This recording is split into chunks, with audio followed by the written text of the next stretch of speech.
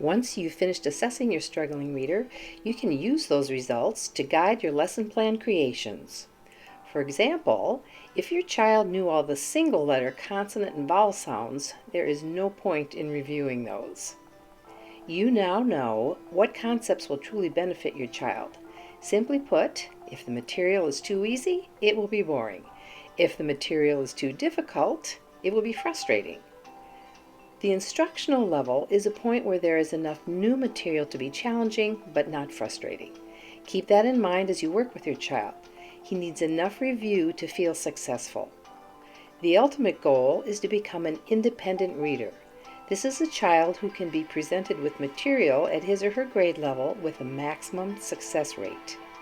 Success isn't just being able to decode at a good speed, it's also when your struggling reader can spell, write, understand, and apply. And that's exactly what the lesson plan helps you provide.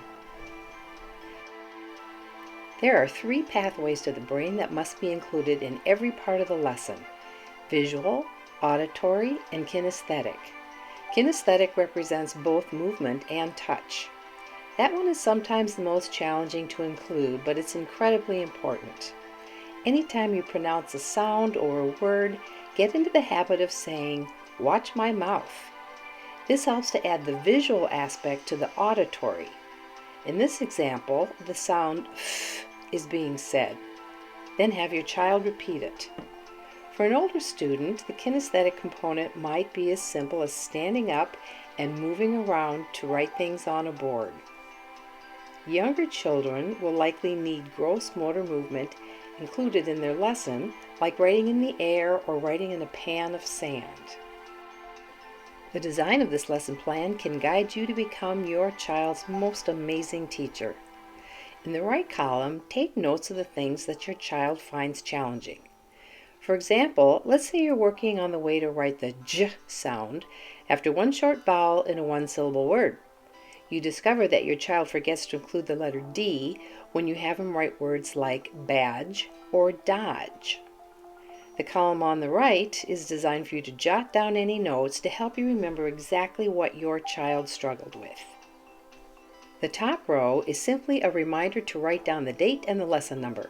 If you forget to do this, you will most likely regret it at some point.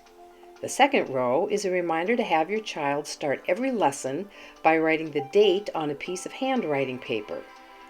When you first start working with your child, always have him start the lesson by writing the date as the day of the week, comma, month, day of the month, comma, year.